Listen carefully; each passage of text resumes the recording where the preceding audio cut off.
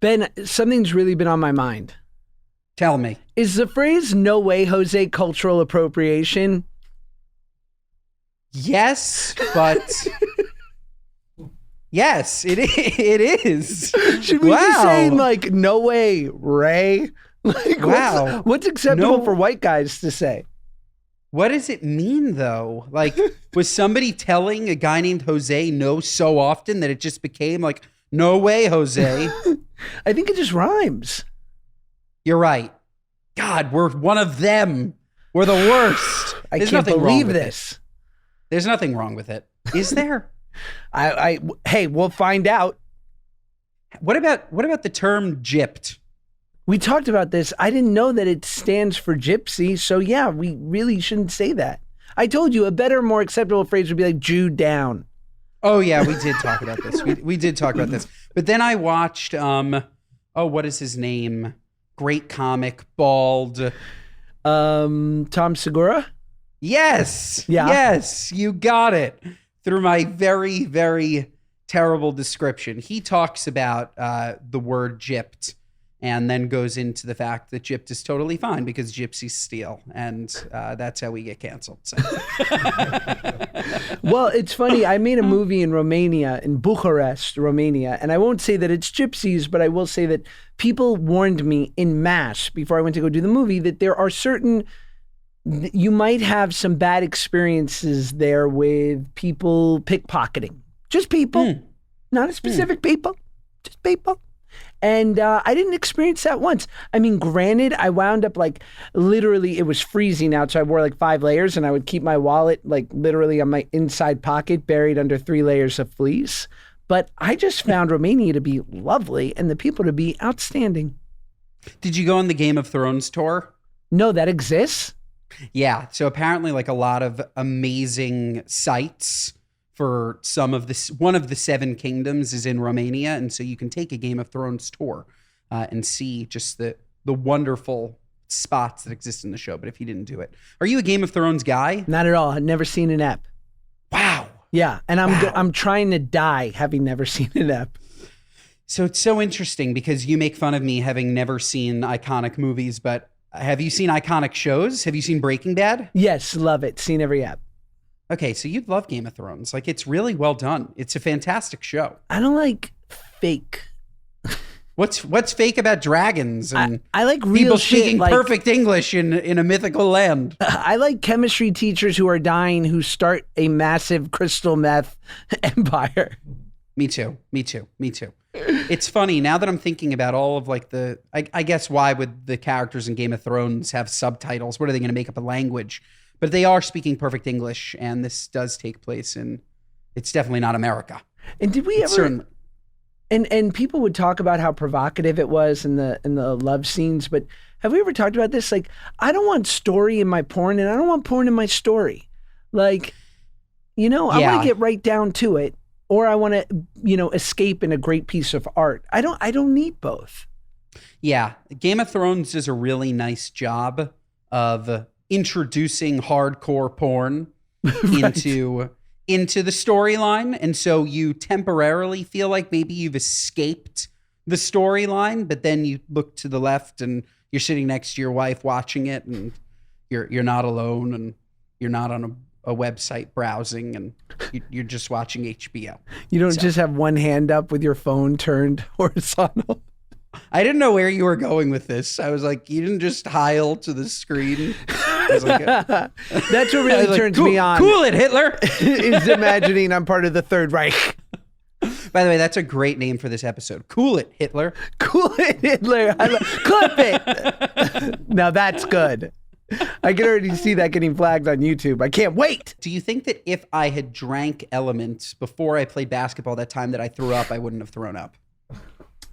I don't know. I don't know. Here's the thing. Last time you played basketball, you told me that you literally ingested an entire steakhouse dinner with apps and dessert. So I can't trust you. That was a time in Los Angeles. That was very unfortunate. I've told that story. Yeah, I mean, but you can catch some people up. Not everyone heard it. That was early days.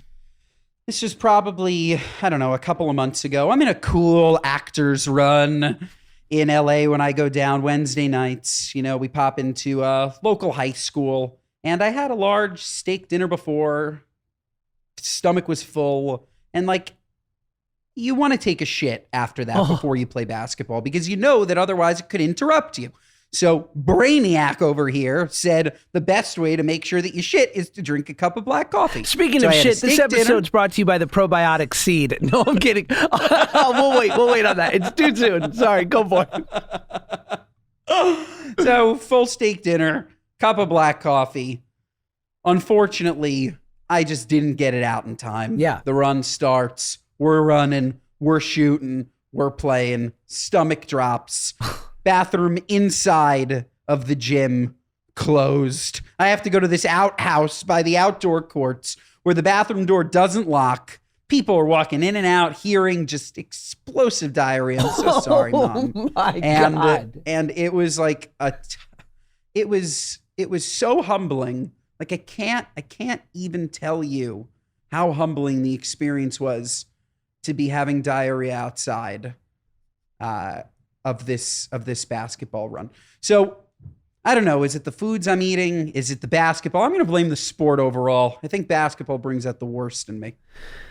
It's incredibly possible, and I know how you feel. I'm getting to the point now, and I know no one wants to hear about this stuff, but where I don't want to, if I'm outside the house and I need to make caca, I feel like once that's done, I want to go home and shower.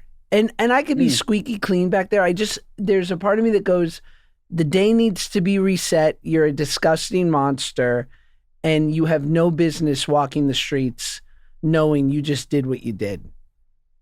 It's the toilet paper. It's that when you're in that public setting, the toilet paper is so thin. It's paper. It's paper thin. It's crazy. And it's just not conducive for the level of shit that's going on. Did we speak about this, I think, last episode? Just the conversation surrounding wipes. Even if we did, I'm going to talk about it again because it's just, if there were wipes in that bathroom, you wouldn't feel that way. That's right. Right? But you know that you just have duty on your leg. And we're going to have to put a disclaimer on this episode because if you have issues hearing about us talk about shit, we're talking about it very graphically. We are. But if you have duty on your leg after you left a Starbucks because they have the paper thin, it's a problem. It's a problem. But wipes would help that. I don't mean to change topics, but I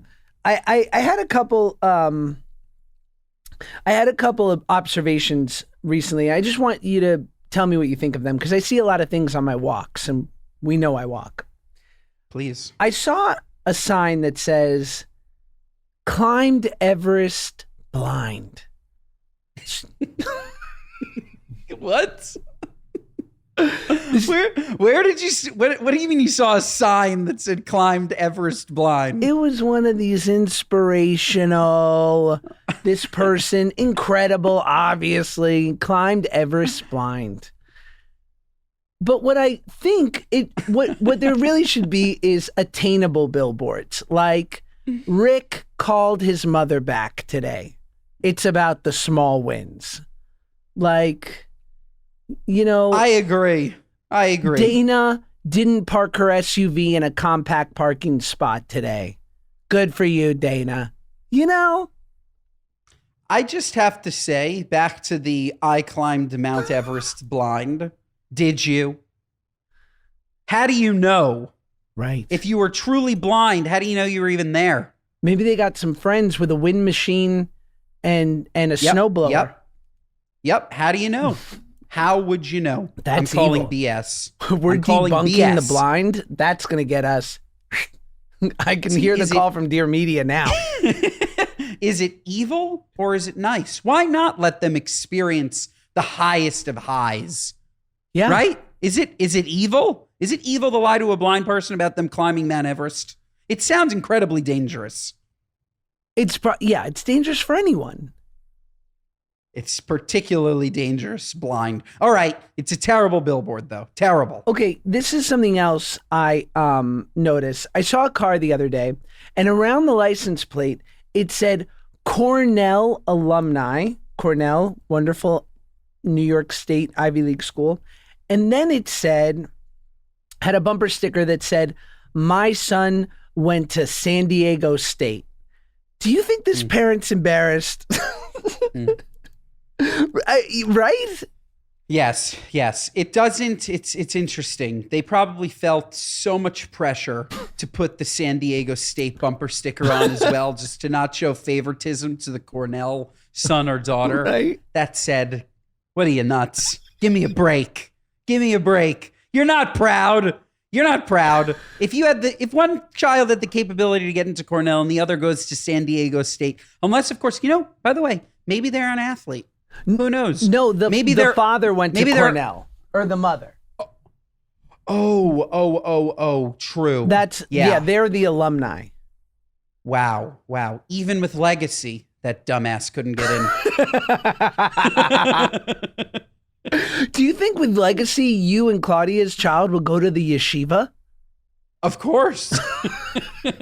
What if your child becomes the dentist you always thought you would be? I would be so proud. I actually think about this all the time. I'm just so excited to see what they do. Like what do they want to do? Who knows? Like Max, would you let him be an actor? You'd let him do whatever he wanted, I would assume. But I wouldn't let him be an actor professionally, but I would support him doing it for fun. But he was asked for a school project what he wanted to be, and he said a fireman, which I love that idea only because I loved telling my Jewish mother that her half Jewish grandson wants to be a fireman, because my mother's response was nuts. It is nuts, and it's so funny that. I remember, I think I wanted to be a fireman too, and an astronaut. You have all these weird dreams. Right. I would rather die than be either of those things. I'm just letting you know. Astronaut, I could not want to be anything less. You have two options. Actually, I'm sorry, toll booth operator. I don't want to be a toll booth operator. That seems like a very sad job. Yes. But I think I'd rather be a garbage man. Seriously. A garbage man than an astronaut. Yeah, for sure. I would rather make six figures with great health care, work on the mean streets of NYC. Yeah. Gathering garbage than I would being gone for 6 to 9 months or whatever, going to explore whatever, and always thinking that I'm going to die. We all know that I'm a master. Okay. And the other day, I hosted a brunch at my house, and I'm still getting compliments about it. I don't mean to brag. And I was including some of these recipes, some of these techniques that I learned from Gordon Ramsay on Masterclass. Yes. Look, Masterclass, I'm sure you've seen the ad somewhere on the internet, or it almost sounded too good to be true for me, because you have these titans, right? Like Gordon Ramsay in the food world. Or for me, I took Aaron Sorkin's class for screenplay writing, or David Mamet, the great master of dramatic writing. Malcolm Gladwell, one of my favorite authors when I was writing my book, or even Chris Voss, who was an FBI negotiator who not only gives you these insane stories from his career, but then also teaches you tactics in which to, help you in business negotiations. There's really nothing that Masterclass doesn't cover. And they have other people like, Steve Martin or Esther Perel, I know Esther Perel, she'd be helping with the relationships. She'd be helping with that intimacy. Mariah Carey, if you're into music, look, you will basically get these practical takeaways that you can apply to your life and your work. If you run a business, whatever your passion is.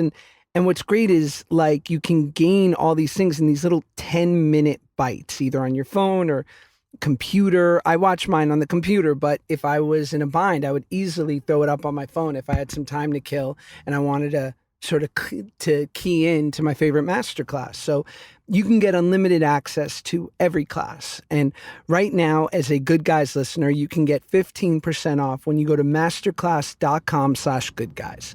That's masterclass.com/goodguys for 15% off an annual membership. Masterclass.com/goodguys. Why is hair thinning a weird topic? We're all going through it, men and women. I hate to break it to y'all, but if you actually look at the facts, I'm talking about real facts. It's something that plagues everyone. It's not just a dude thing. And the most important part is it's this weird taboo thing that we feel all this pressure to talk about. We're insecure. Listen, aren't we hard enough on ourselves? Why does something like hair thinning have to be something uncomfortable? Look, it's something that we can really finally tackle with something like Nutrafol. Nutrafol is the #1 dermatologist recommended hair growth supplement, clinically shown to improve hair growth, visible thickness, strength, and it's physician formulated, science backed. None of this hooey, none of these, claims. This is real science backed. Look, thinning hair, though, is different for men and women, and Nutrafol has multiple unique formulas to provide exactly what your body and hair needs to grow based on your biology, your age, other lifestyle factors. And maybe you're like me, where Nutrafol for me is sort of like prophylactic, right? I've thankfully always had a fairly good, head of hair, some nice lettuce up there. But I know that as I get older, I could face some issues. And so I'm so happy to know I'm doing everything I can to sort of combat that. So take the first step to visibly thicker, healthier hair. For a limited time, Nutrafol is offering our listeners $10 off your first month subscription and free shipping when you go to Nutrafol.com and enter the promo code Good Guys. Find out why over 4,000 healthcare professionals recommend Nutrafol for healthier hair. Nutrafol.com, spelled Nutrafol.com, promo code Good Guys. That's Nutrafol.com. Here's the important part. Promo code Good Guys. Plus, as a New York City sanitation worker, you can extort the people whose trash you pick up. And you could be like, listen, you want an extra bin? Make sure I get an extra $100 each month. You know what I mean? You can be like, listen, you're going to have a party at your house. You're going to have some, I'll take it off your hands, no problem. Because those are house problems. You don't have house problems. You put your stuff down the incinerator, you never see it again. But you know that if you're going to have a party or something, that bin is going to get filled up quick. And if it's early on in the week, you're going to have overages. And you have to be very careful on that once a week when you put your bins out, because you don't want to have it where the lid's kind of literally half off because it's packed up so tight with Amazon boxes and riffraff and whatnot. Your neighbors can be very judgy. I'd much rather the exploitation by the sanitation team than the rats. Because in buildings, you could get a rat. Very scary. Thankfully, I don't have any right now in my apartment. But in the past, I've gotten a rat. And in your apartment? I think it was a mouse. I haven't had a rat in the apartment, but you've had rats outside. Rats are everywhere. They're just getting bigger and bigger and bigger. You've heard of the king rat? Yeah, it's like the size of a small Volkswagen. Huge, the king rat. Huge. They also say that there are 8-to-1 rats to people in Manhattan. But didn't Eric Adams assign a rat czar? He did. I'd never heard about it again. I think he assigned a rat czar, but the rats ate him. He's gone. He's currently riding the king rat. He became one of them. The rats just have them they're holding him up. Bringing him down to the sewers, Ninja Turtle style. I have to tell you, so I went to this lovely wedding for my wife's, one of her best friends in San Luis Obispo, which is like wine country, central coast of California this weekend. And it was a lovely time. And shout out, Ani, congratulations. And I have figured out a new game at weddings, and it's a game you can play with yourself, which are the best games. And it is so fun. And the game is called Which Girl Got a Spray Tan? Allow me to explain. Spray tan technology has really grown leaps and bounds with the advent of the airbrush and, portable spray tanning. I mean, literally, we're living in the greatest spray tan age ever. Some might call it the golden era. That being said, the spray tan has not quite conquered the foot yet. We have not quite figured out how to make it so that you can make the foot tan and not completely weird and smudgy and look like it was painted by a 5-year-old. So I would walk into these events for the wedding and I would see these beautiful women and they're in their dresses and gowns and they're a perfect golden hue.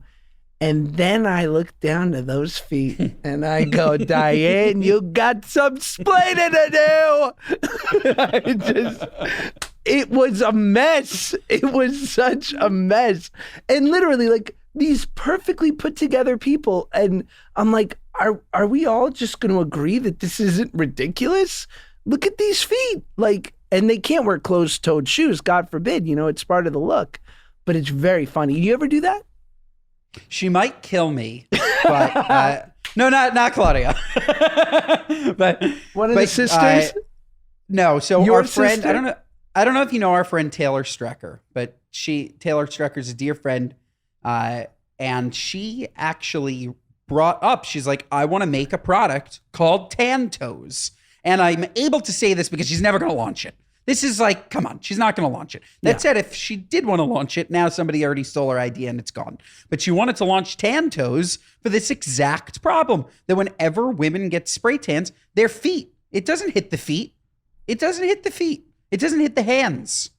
It's just a mess. Tan Toes. So shout out Taylor Strecker. Clearly, this idea has legs, and now it's been stolen by a listener. This idea has feet. This idea has feet. This idea has feet. But yeah, spray tans. Interesting. I much prefer them over what we used to do, which was just sit in a cooker. The beach tanning bum. It's far better to get sprayed with paint than it is to get sprayed with cancer. So. Not good. But God, we all look so good with a tan. We do. So much better. I don't know if you can tell. I'm pretty golden right now. Oh, like I'm a good level of tan, and it really just confidence through the roof. It's huge. Should we listen to a speak pipe? I would love to. Okay. I would love to. This one is from Anonymous. And while this is loading, feel free to send us your questions on our SpeakPipe link. You can find it in the YouTube description. Feel free to ask for advice, give us questions, but mostly advice. That's what we like. We're only going to give advice. Why isn't this loading? I'm telling you, I have bad SpeakPipe luck. Okay, here we go. We are refreshing. Can you imagine if this was a live show? It'd be so bad. Okay, come on. Hi, Josh and Ben. I am calling from California with a little bit of a situation. My husband and I have 2 kids, a 5-year-old and a 1.5-year-old, and we decided to stick to 2 kids. When I was pregnant with our last one, we were very confident 2 kids will be good to go. That being said, now that my youngest is growing, I've decided that I want a 3rd baby. He has not changed on his side of the decision, though, and we're kind of butting heads on the subject. I'm wondering, from your perspective, what you think I should do, what you think we should do to decide how to handle this, and if you have any advice, that would be great. I actually submitted the same thing to the toasters in hopes of getting both a male and female perspective. Thanks so much, guys. Bye. Excellent. Well, as I feel often with speak pipes, I feel we're lacking necessary information, such as true. Like if I'm going to give real advice, I need to understand your finances. Can you afford the 3rd kid? That's right. Right? That would be my first question. If you can, it's your body. You make it. He is a little bit irrelevant in this situation, in my opinion. If a mother wants a child, the mother should have a child. Perhaps I'll feel differently when I have my own children.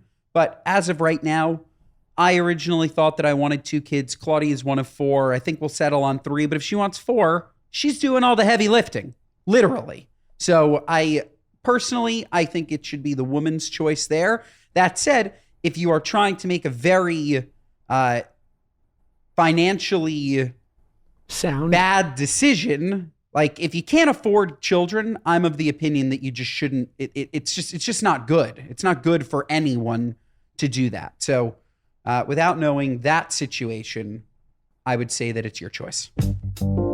Thank you guys so much for supporting the podcast and more importantly, supporting our advertisers, because when you do and you use promo code Good Guys, it allows us to continue giving you this pod for free. So Ben and I love you. We thank you. And there is no better advertiser. There's no more natural ad read than for my favorite water, Liquid Death. Look, you're probably noticed that there's like these strange tall boys of beer in the bottled water section of your local stores. Well, it's not beer. It's actually a healthy beverage called Liquid Death.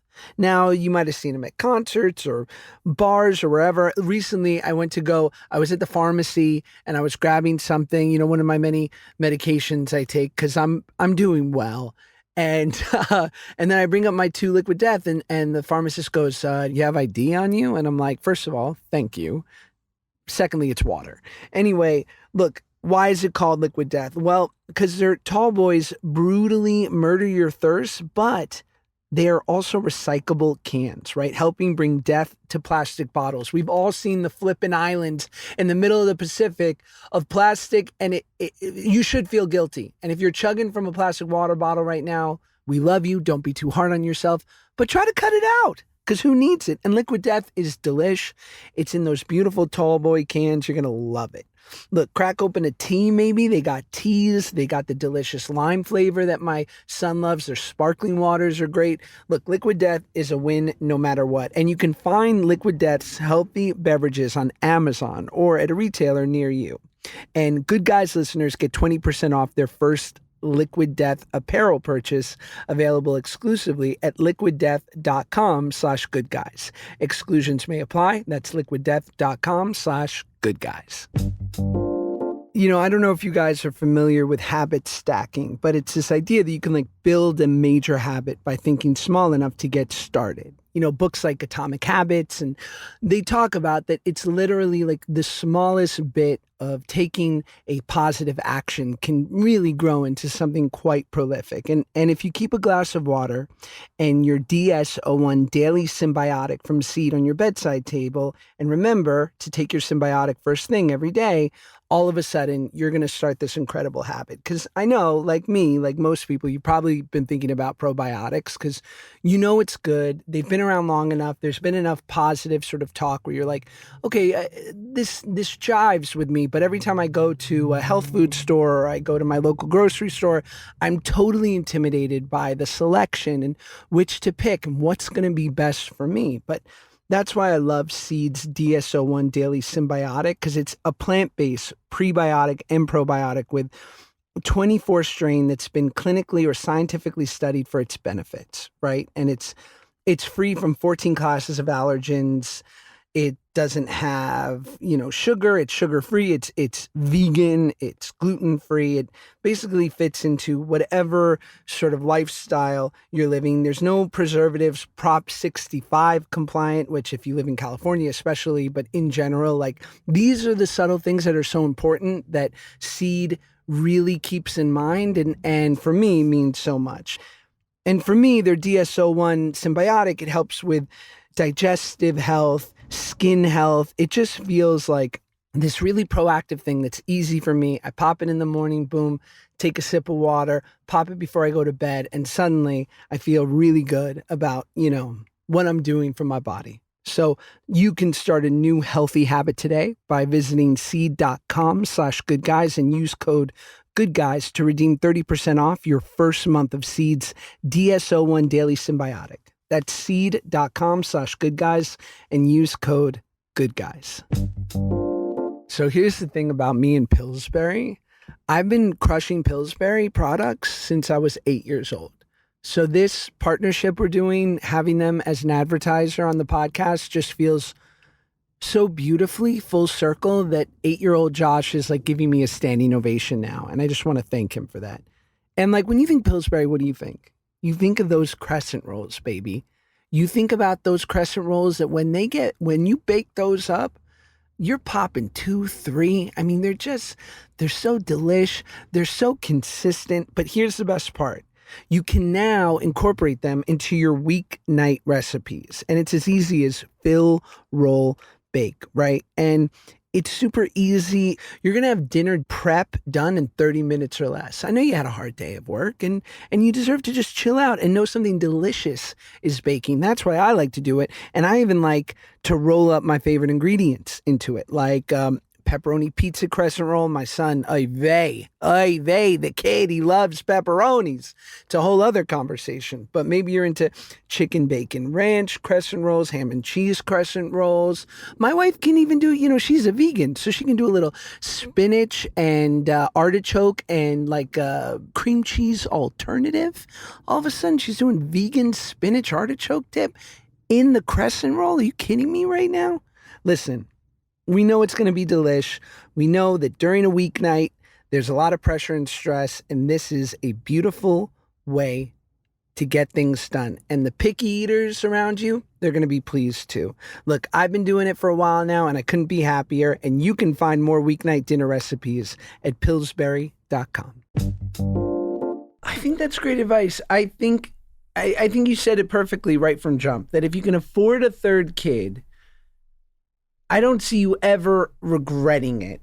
You'll never regret having had a third kid. It's just not possible. But there's always the potential for regret if you don't. And to make this about me, because it's funny, I did think about this the other day, and you know me, like I'm Captain Dad, like I just love it. And not every guy is that way, where they're really into it. But I'm there. Donuts with Dad for Father's Day, every event, everything, I want to be there, and it kills me when I have to go away to work. But I do love working, and I have been working at this thing since I was 10 years old. And there was a thought, because I would like to have a third, and my wife and I, we discuss it. I did kind of think, like, would I have to give up some of my career ambition to feel completely present and the kind of dad I'd want to be with a third? Because I think it would just require that much more attention, and I would have to take it from somewhere else, my time and attention. Right now with two, I feel like I kind of have the perfect balance. Maybe you just figure it out once you have the third, but that definitely was a consideration for me. But I fear that I would regret it if in time we didn't do it. But I'm also not against like having that like whoopsie kid with having a 9-year-old and a 6-year-old, and suddenly I'm 40 and we go, oh, we're doing it one more time. I'm sure my wife would be like, oh, really?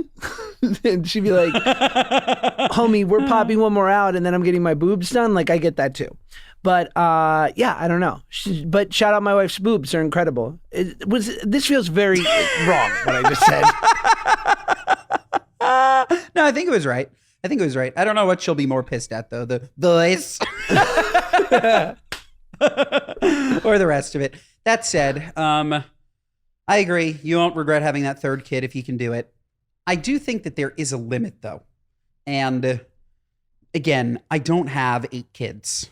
So I can only judge by the movie Cheaper by the Dozen. But in that 12-kid movie, there's one that always gets neglected, if not more. So I'm just saying, you're never going to regret having the third. But I think you might regret having the 10th. So take it easy. Should we do another speak pipe? Yeah, we should. Okay. And this one is from a young man named Johnny D.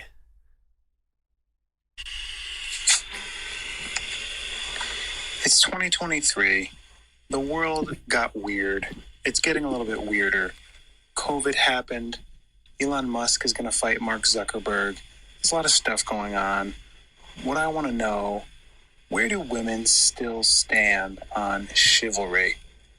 Where does the 2023 woman stand on that currently? Is it a thing still? Are we doing that? Is that good? Opening doors, pulling out chairs, maybe wearing a suit on a nice date, holding the door. I think I already said that.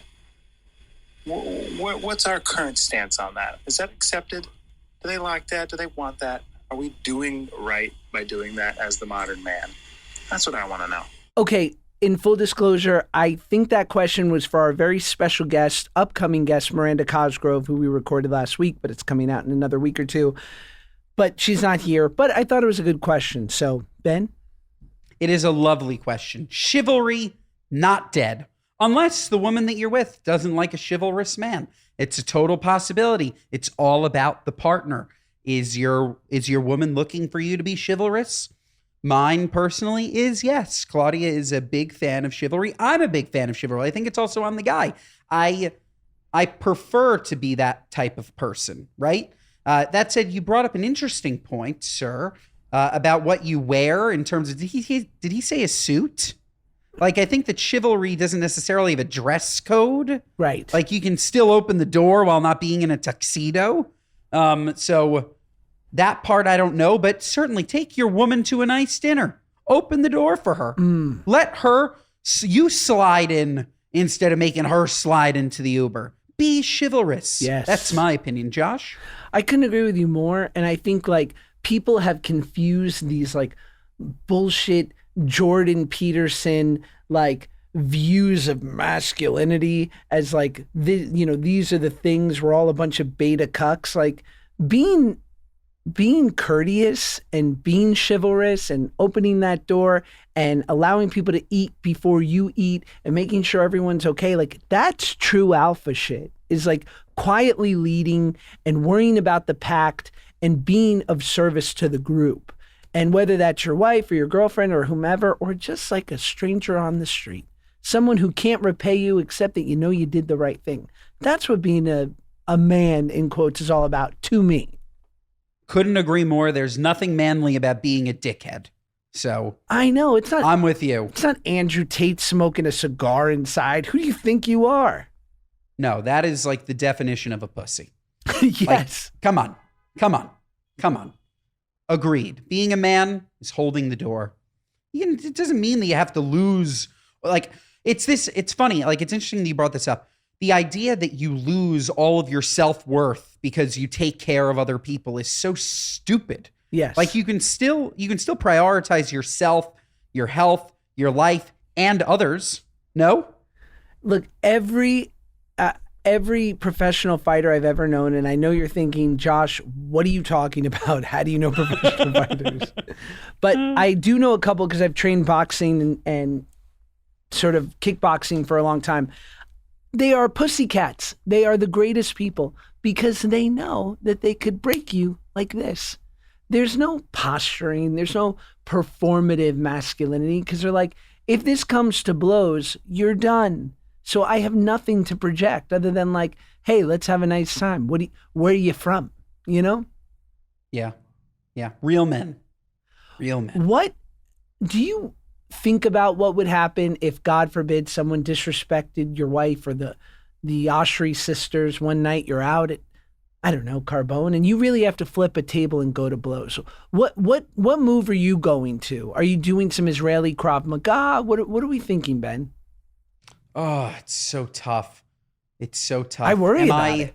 Am I drunk? You've had a couple pops, 2 to 3. Look, if I am the first person to go up to somebody and confront them, certainly. I am not a good physical. I've never been presented with a situation where I needed to be physical. That's the God honest truth. Maybe it's just the way that I lead my life. When I'm walking down the street, or when I was walking down the street when I was younger, and I thought, maybe I'm going to get mugged, I would run straight into that store. You remember there were those areas called safe havens. Do you know what I'm talking about? Where these stores participated in protecting you. No, you don't know what I'm talking about? I think safe haven is to drop off a baby you don't want to keep. Interesting. Well, perhaps it was both. You were just the 15-year-old Jewish baby. Ben Perhaps it was both. Help, I'm scared. But I avoid confrontation at all costs. I think I've told you about my trick. If I feel uncomfortable on the street, I take a fake phone call. Half the time that you see me on the street, my phone call's not real. I just don't feel safe in these mean streets of the city. So I'm pretending to be on the phone so I can just say, call 911. Yeah. That's good. I love it. I love a fake phone call. But so physical altercations, look, if I need to, I'm going to rise to the occasion. I'm going to beat somebody up. Yeah. Have I done it to date? No. Have I yelled at someone? Certainly. I'm very, very good at with using my voice. Have you gotten into a fist fight? No, I've been in a shoving match. I've broken up some fights, but I've never, and not to give myself much credit. I mean, I do think like just being somewhat of a public figure, people aren't dying to beat me up.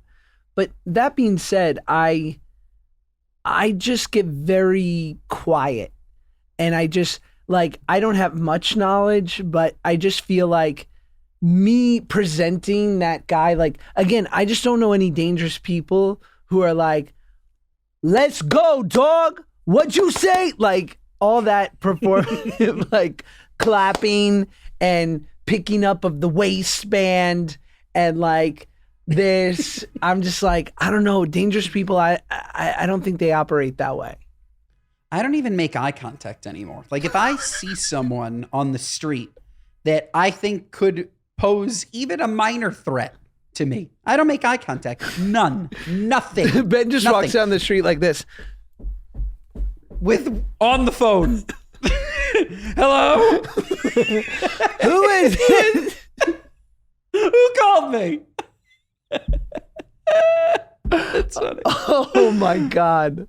But for anybody that does, like I say this to my mom all the time. My mom will come home with another crazy story about somebody that spoke to her on the street or an argument she got into parking her car. And I said, stop making eye contact with people and they will stop thinking that they have the right to speak to you. But Right. the second you engage in that eye contact with the crackhead on the corner, oh, it's game over, baby. It's game over. They think that you want to talk mumbo jumbo and then it's game over. But if you don't make eye contact in the first place, it's like you never saw him. That's a good Word point. for the wise. Word to the wise. Don't make eye contact. Don't do it.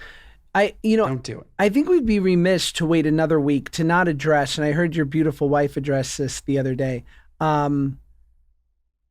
this wild sort of new Jonah Hill revelation. Should we talk about this a little bit?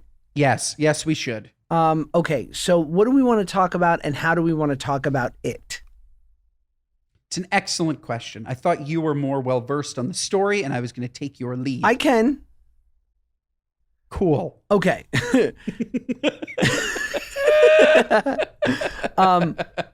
Okay. So basically, Jonah Hill recently, this girl that he dated. Okay, I don't know anything about this, but here's Neither do I. I thought you knew. Okay, let's talk about Britney Spears. I do want But to. we're leaving that in. Yes, it's but hilarious. I do want to talk about the Jonah Hill of it all. But I did have I had a freaking. Here we go.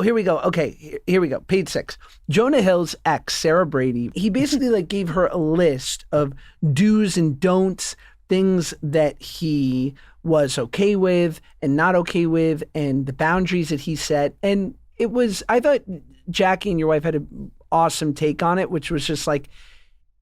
It's not like some huge offense what he did because it just sounded like overly therapized talk and extremely demanding and controlling of someone that you're with of like, this is unacceptable to me and these are my boundaries. And if you cannot meet them, then we cannot be together. And it just didn't feel kind. It was interesting and he's certainly getting dragged right now. And I don't want to jump on some train of dragging him, but it's interesting. Did you read these lists? Did you see the text? What do you think? I didn't see the texts. I didn't see them. So I'm so behind on this story. That said, I do know that, or I do agree with what you said. Like I wouldn't want to be in a relationship with somebody that came to me with a booklet of here are the things that I don't want to see out of you. Go f yourself. Like I'm out.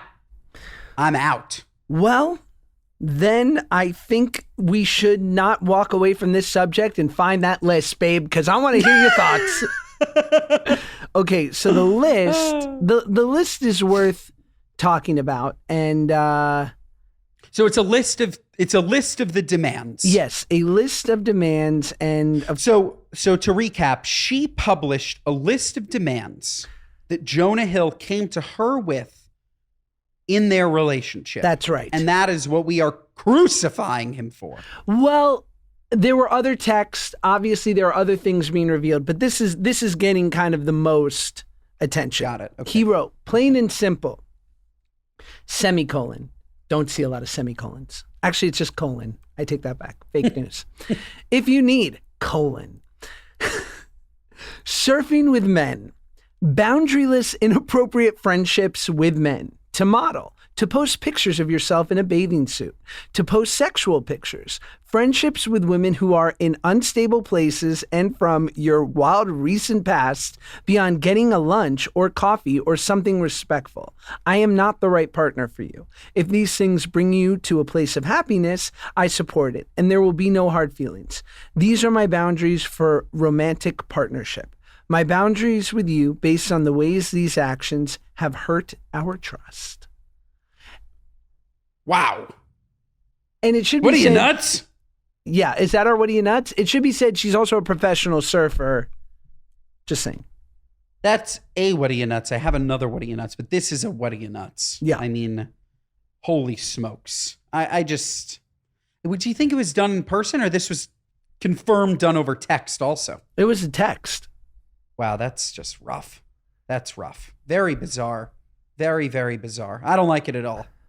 I don't either. But when the dust settles in a year, Jonah, I'd love to work with you, and you've only been great to me. Anyway. No, we're allowed to talk about it. We talk about things. That's it. I mean, is it not clear? I love Jonah Hill. Love him. Super bad. Fantastic. Yeah, I think these are just like, she's a surfer. Like, part of her business is being in swimwear. So I think these were just unrealistic expectations. And I also think you just have to, as you know, Ben, like when you're in a long-term relationship and you eventually get married, we all want to believe that we are going to approach our relationships one way, and then you are with the person and you have to live in the world that is instead of the world you think you deserve. It's also about just not getting offended. Like don't take everything to be a personal attack on you. Because somebody does something, it doesn't mean they're doing it at you. They're not doing it to hurt you. Like our minds, like our minds create these fictitious scenarios that are so much more damaging than reality. Not to get so deep, but we take what could have been something so small and so innocent, and our mind manipulates it into this huge, terrible, like they're doing this to hurt me, when it's not all about you, right? Like it's not like how I honestly think like it's so self-centered when people get offended by things that other people do, when they're not doing it to them. Do you know what I'm saying? It's so true. It's not about them. It's like, I don't know. Back to what you were saying, like her being a surfer. She was a surfer before she met him. Her wearing bathing suits. It's not about him. You're smiling. Have I gone off too deep? No, I'm smiling because I just realized that I've been reading ads during this episode that are for the Max episode next week. Oh my god. Oh. Marshall! Oh no. Well, the good news is what we can do is It's okay.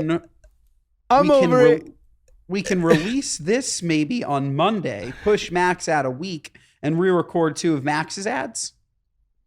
No, I mean, we can. Let me see if there's any crossover. None. 0.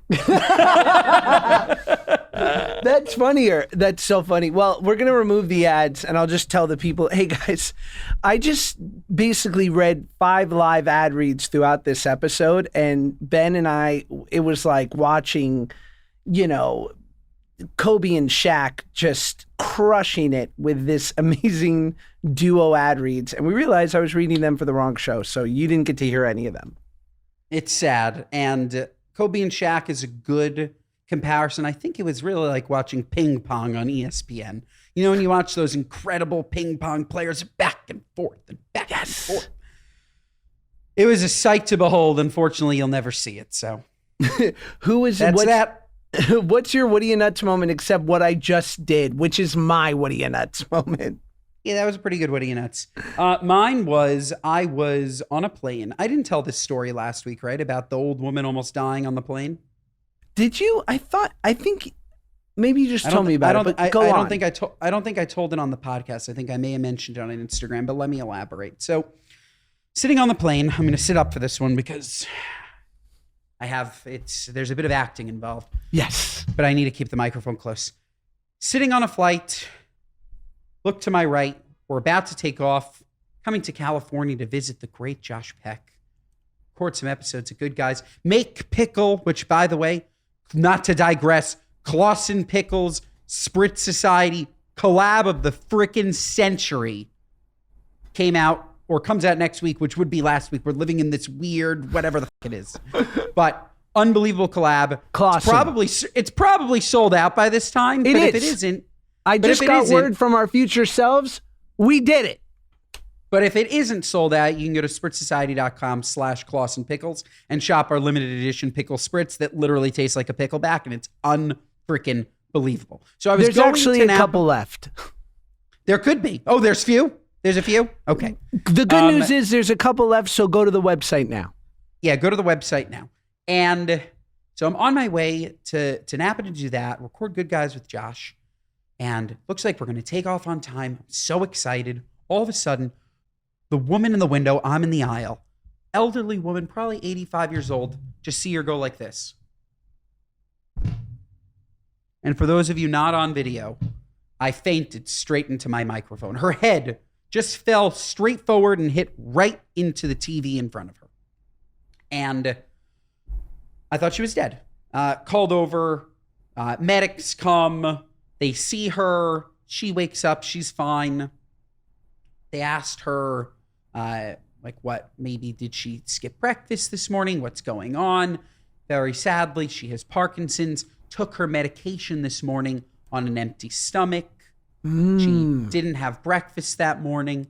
And I guess that this is more of a sad story than a true what are you nuts, because I feel bad now blaming her husband. That said, what are you nuts? Make sure your wife with Parkinson's has breakfast. But perhaps it's too harsh. Wow. Going after the caretaker for a terminally ill person. Cool. That was your episode of Good Guys. Be sure to give us 0 stars and report us to the police. Oh, boy. Do you have what are you nuts? Anything more uplifting? No, I have nothing to uplift the rest of this episode, and my what are you nuts was Jonah Hill.